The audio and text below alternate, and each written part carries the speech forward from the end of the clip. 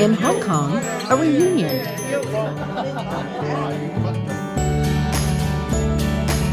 Alumni from Lingnan University come from all over the world to reminisce, sing the old songs, and celebrate both the school and the spirit behind it.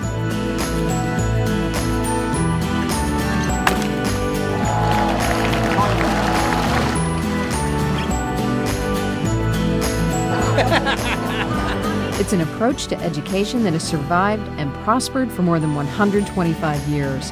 It's a spirit that has linked Americans and Chinese citizens even through the great changes of the past century.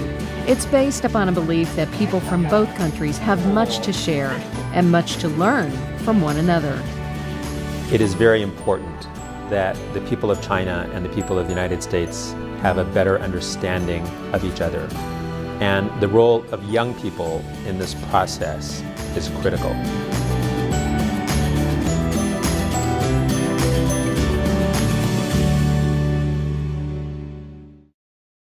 The Lingnan Spirit, Education for Service, is made possible by Telamon Corporation. Headquartered in Carmel, Indiana, Telamon is a people-oriented organization that takes special interest in supporting local community organizations through service and education.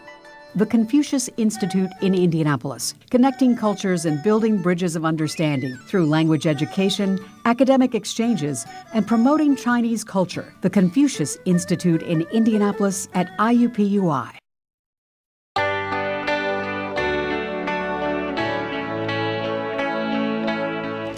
Ryan Wang traveled to Los Angeles as an exchange student from Sun Yat-sen University, one of China's great national schools. An exceptional student studying international relations, he's taking part in the Lingnan Foundation's Chan Fellowship. The program places Chinese students at University of California campuses, pairs them with American host families, and links them into internships at NGOs focused on community service. This fellowship is very useful in the development of our students. They are sent to the U.S. to work for not-for-profit organizations and social service organizations and develop the skills and learn more about how to run service organizations efficiently.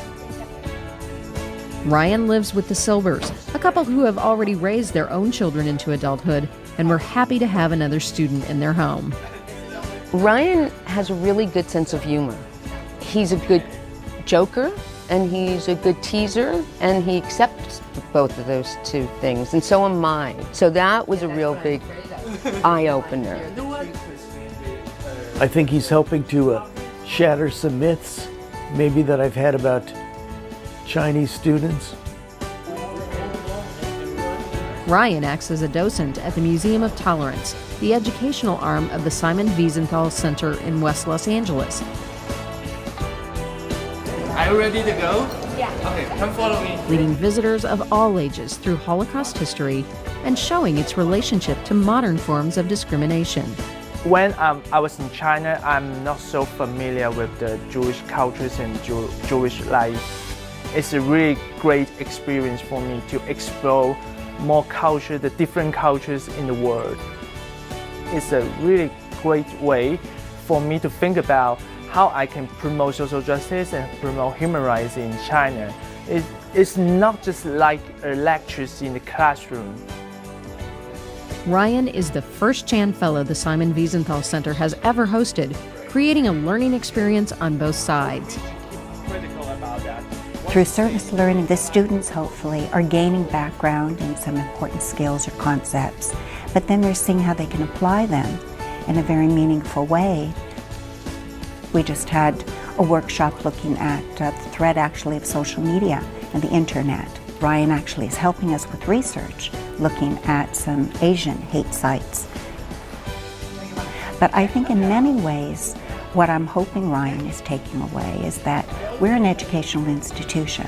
So Ryan is very actively participating in many of our educational programs. We've talked about how perhaps this kind of program can be taken back to China. I said to him, you know, do students in China also face bullying? He said, of course they do, everywhere in the world.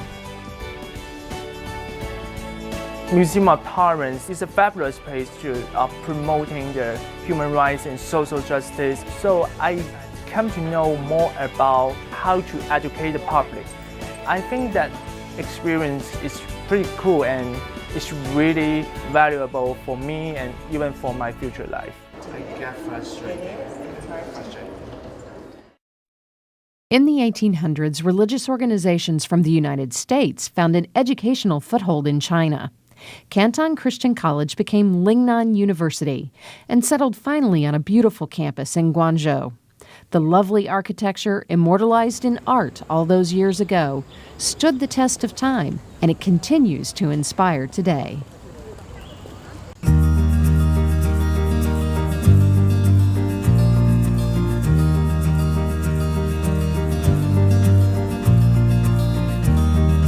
A group of folks in America who had the vision and the passion all those many years ago to found a university in Guangzhou 125 years ago.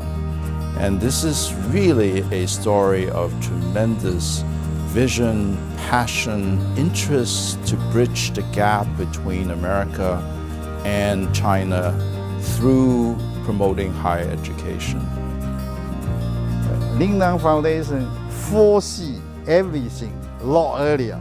High quality, high education, high quality. I emphasize high quality is a very important one. Of course, American universities are leading in quality in the world. So it is a big opportunity for American university to join in. Over the years, the professors, their children, and the students who lived on the Guangzhou campus developed a singular feeling of commitment, of genuine family, that to this day binds them together. So coming to Lingnan and going to school there as an elementary school student, you know, we were allowed to come and go, and we were allowed to ask questions. And of course, we lived on campus because my parents both worked there. That made it even easier. We walk over to the campus and we get involved with everything. It was just a delightful experience for a young girl and to a certain extent a tom girl. My father went out to Lingnan in 1922, just after getting out of college. And he had been a chemistry major, and that led to 30 years of exposure to Lingnan. A wonderful career.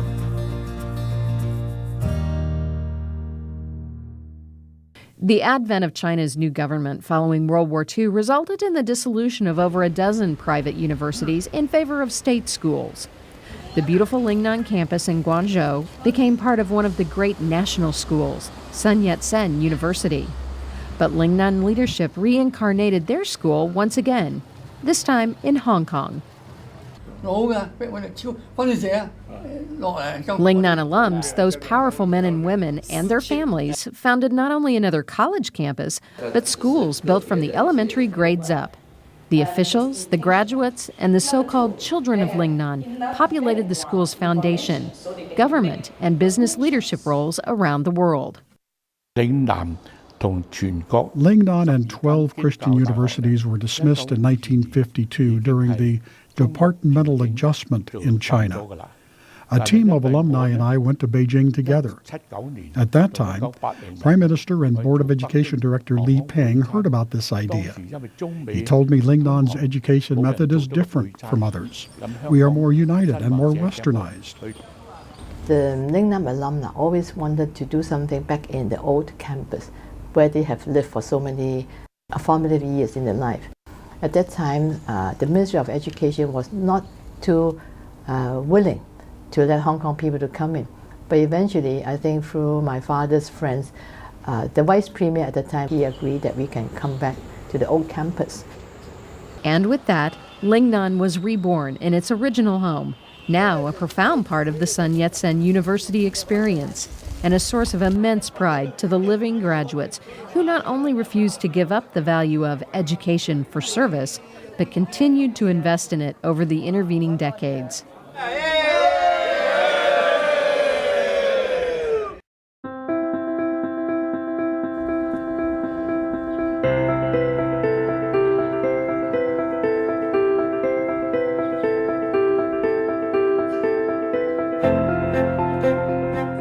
living Lingnan has had a presence under 3 different kinds of governance. The old Qing dynasty, exhausted, worn out, unprogressive. Then the democratic New Republic of China under Sun Yat-sen, and now the People's Republic. Education for service is a survivor. It survives political change. Chi Chan is another child of Lingnan who spent her young life on the campus with her professional parents, learning in a fashion different from other young Chinese, steeped in the Lingnan spirit that would shape her future. There are plenty of playground. We go to catch dragonfly. We go to climbing the trees and all this. Have fun, and we help out each other. And we connect. We just keep thinking we are Lingnan because this is so lovely campus, and we have loving family. Not just professors, everybody, whoever worked in Lingnan. Now a globally known ophthalmologist with the National Institutes of Health, Chi is proud of the outreach the Lingnan Foundation is using to influence students around the world. As a physician, I think it's very important not only know the medical knowledge, but also you need to understand the patient, help the patient as one of your family member. That you can do better because medicine is not just medical knowledge, also it's art and service for the people. That fits the Lingnan spirit and Lingnan mission, education for service. This motto, education for service, is timeless. It wasn't good just in 1880, in the 1880s. It's just right now in today's world as well.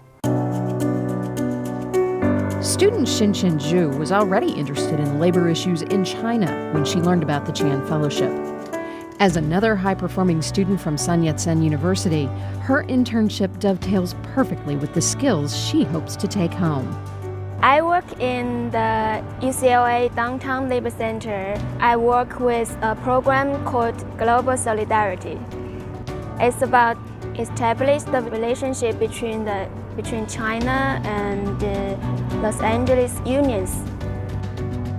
I've learned a lot about how they organize the workers, how they do the trainings, how they improve the leadership among the workers. Our Chan Fellow, Xinchen, is part of our family. She hangs out with our staff, she comes to our staff meetings, she attends meetings, conferences, events, activities. She represents the UCLA Labor Center. When she goes out in the public, that's who she is. We have benefited from her participation, from her insight, from her experience, and I think she has also grown and benefited from working here.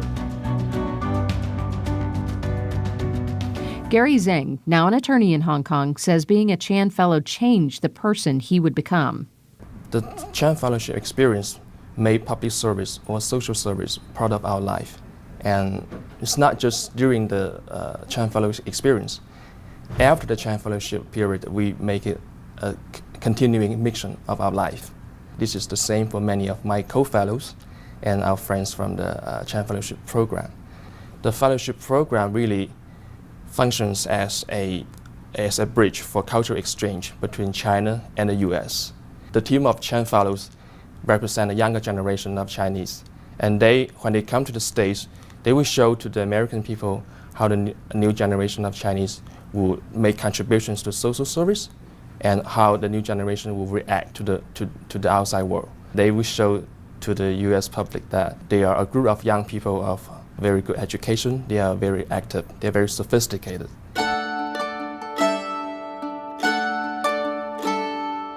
It looks like a light, but actually it's called solar tube. All day we have sunlight here.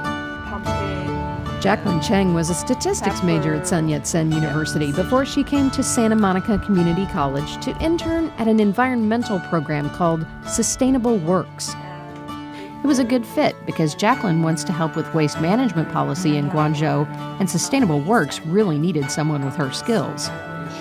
they create workshops for students in college.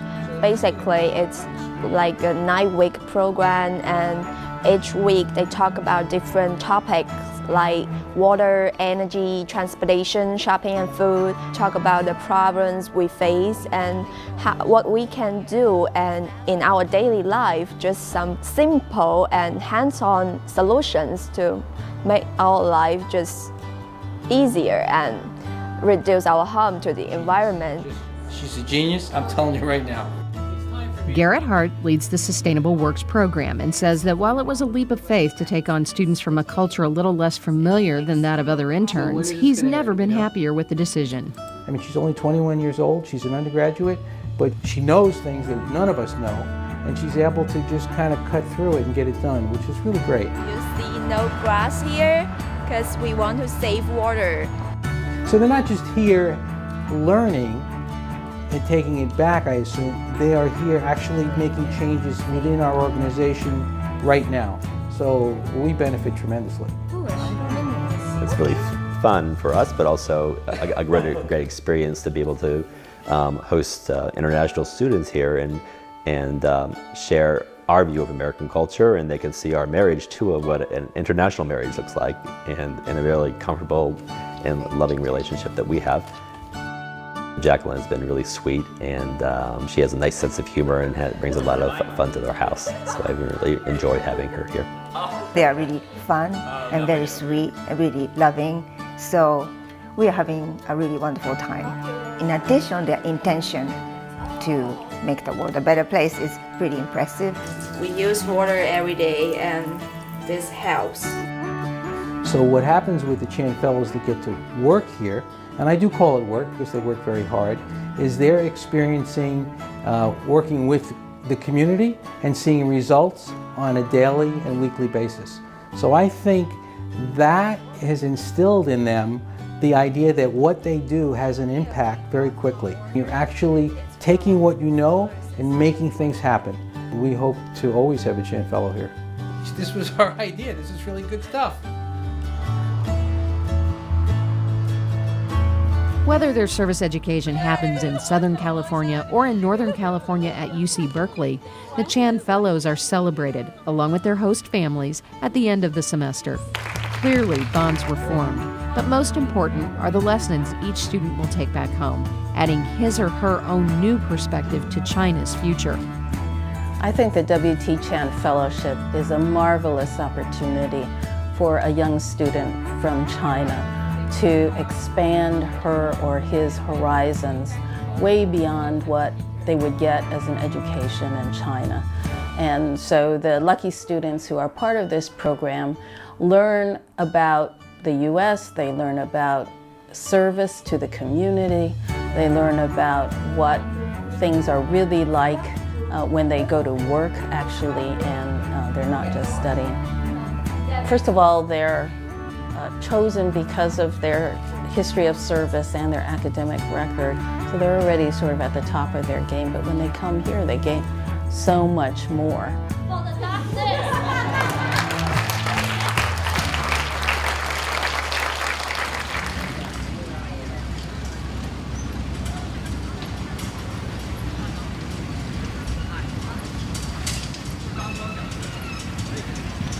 I love those trees. Program organizers at the Greenleaf Center for Servant Leadership in Indianapolis are excited to see students like the Chan Fellows and their peers around the world taking on these important learning opportunities. So the impact is... We correlate servant leadership and the millennial generation. They are much more socially conscious. They want to make a greater impact on the world around them. Being a servant leader is a lifetime commitment. It is something that you are every single day. You utilize skills and traits and characteristics of who you are to be a better person, to serve other people first. That continuum of servant leadership is exactly the value that Lingnan officials wanted to foster permanently. We set up an office in 2006, the Office of Service Learning, the first one of its kind in Hong Kong, to actually make service projects and service learning more prominent. Carol Ma is one of Lingnan's ongoing success stories. Like Gary Zhang, Carol is among the first Chan Fellows. Describing herself as a once shy young woman, you would never know it, as Carol literally took the stage to lead the huge 125th anniversary celebration of Lingnan University and the Lingnan Foundation's international outreach. As a Chan Fellow, Carol took on the difficult role of an advocate for elderly medical patients in Southern California. She says her experiences taught her that her dreams were within reach. She went on to attain both a master's and PhD, and now she helps lead the Office of Service Learning at Lingnan University in Hong Kong because she believes students need continuing education for service. When I take up the job at Lingnan University, it's very, very difficult because no one knows what is the meaning of service learning. So what I need to do is go to different professors and then talk to different community partners to tell them about the meaning of service learning. And until now, we have over 39 courses with service learning elements at Lingnan University and over 200 partners in Hong Kong to work with us.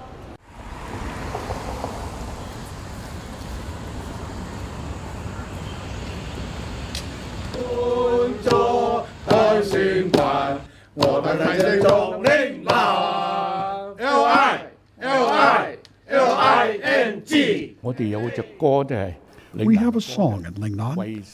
It is called For the God, for the Country, and for Lingnan. This song represents us as students of Lingnan. We should serve the country and serve Lingnan. I think this is the spirit of Lingnan. Lingnan U! Okay. This is education for service, engagement. It ties it to a moral value, human value.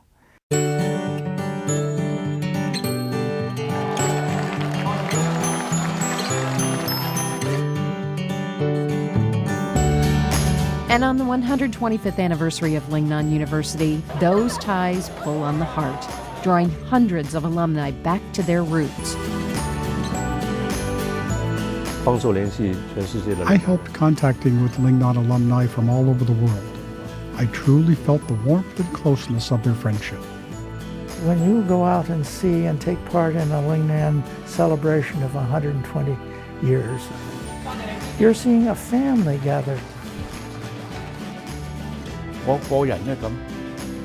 Personally, my life story is given by Lingnan. The service spirit I learned through the decades means a great deal to my life. I'm very optimistic. They demonstrate their love of their school to the younger generation, celebrating both the historic past and the accomplishments of the newest students. I'm proud of the Lingnan. I am so happy to be a student of Lingnan University. And from those who remember their Lingnan life from decades ago to the most recent of proud graduates, the joy of service is shared again and again. Friendship and connections are revived and renewed, ensuring once more that the Lingnan value of service to one's fellow man will never be lost. Education for service is a survivor. It speaks to something really profound in human nature. That being a Lingnan motto is just wonderful. I'm a loyal son.